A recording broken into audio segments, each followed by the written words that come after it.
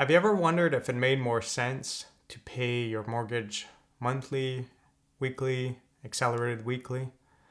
Well, in this video, we're going to cover the mathematics behind it all.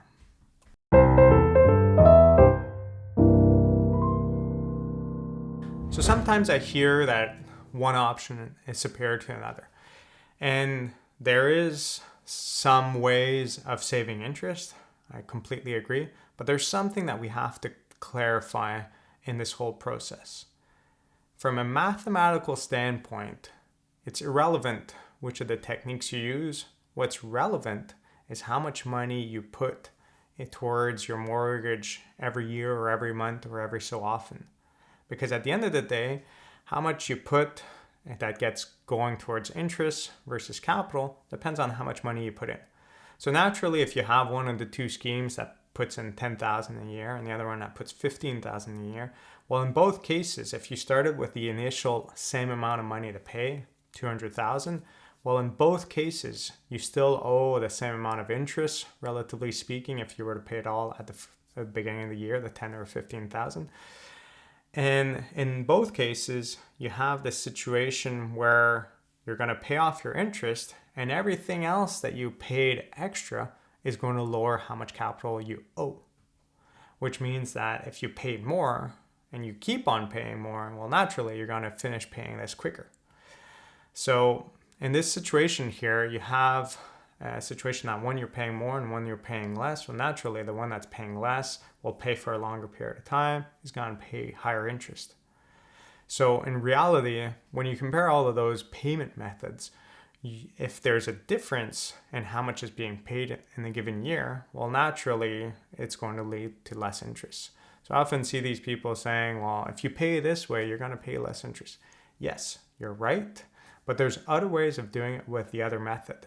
So let's say we take monthly and saying, well, this is paid longer.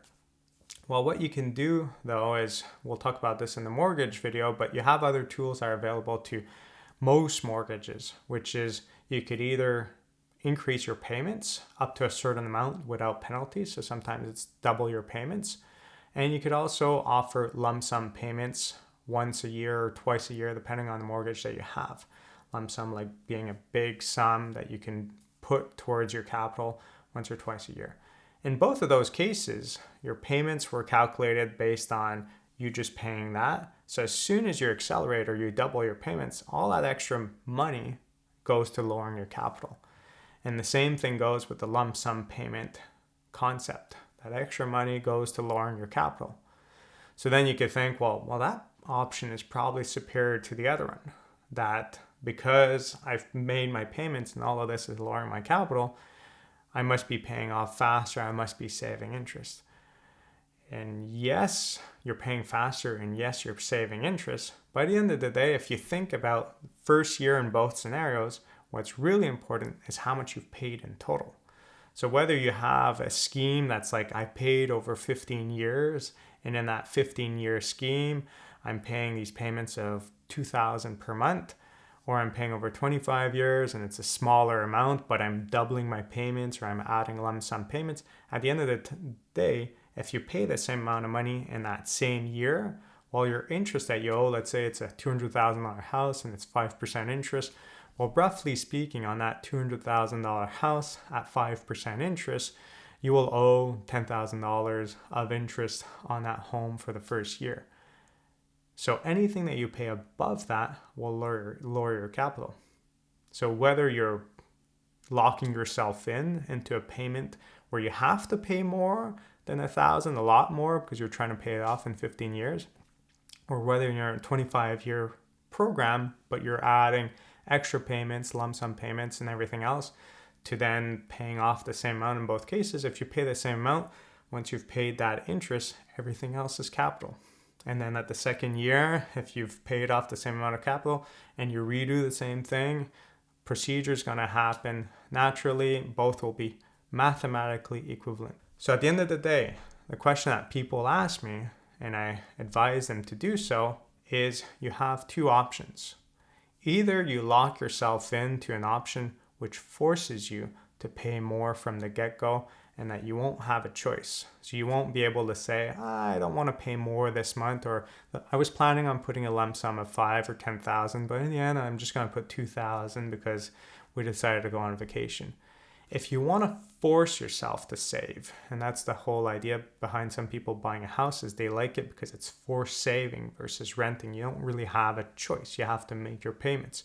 Well, if you like that and it makes you a little bit more rigid in your payments and everything else, well, yeah, go for the option that kind of pays it off as quickly as you can in a healthy manner that you're not overdoing it. So that would be the option for that kind of individual.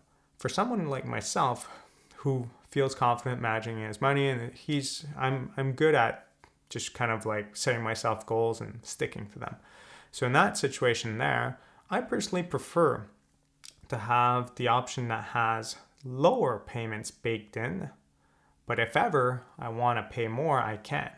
So I have a tendency to take like the 25-year kind of situation, even though I could pay in 10 years, let's say, and just kind of like add lump sum payments, double my payments and everything else, which brings me to the other option, mathematically equivalent. However, if for some reason I lose my job or something goes wrong, someone falls ill or something disastrous happens, I could always just call up the bank and say, well, I want to go back to my normal payments. I don't want to double them anymore. And think, well, my lump sum I was planning to do, I won't do it.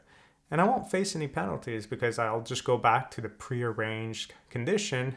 Whereas in the other situation, you have to renegotiate and everything else. And it's just much more of a hassle and leads to extra fees. So I'd say you have two options. The flexible one, which with all the extra tools could get you as quickly paid off as the rigid one, or the rigid one if you really like that forced saving kind of feeling. But at the end of the day, there's not one that's necessarily superior to the other. It just depends on how much you pay per year, because you owe a certain amount of interest, and everything above that you pay will lower your capital. So that's pretty much it. You have those options. Hopefully that clarifies the different things you can do. And at the end of the day, if you see different options on like mortgage websites that say this will help you pay in 20 years, well, just calculate how much you're actually paying per year in payments versus another option which kind of pays over 25 years. And you'll see really rapidly that in that 20-year option, it's because you're actually paying a lot more. So they're not mathematically equivalent. One, you're paying more, but you're paying faster, yes.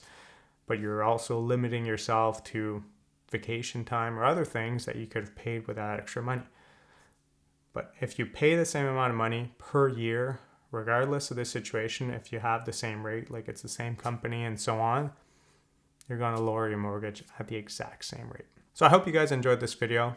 Catch you on the next one. If you found this video interesting, please consider subscribing or joining my class where I guide you to apply and expand on the information found in these videos to real life examples. Have a good day.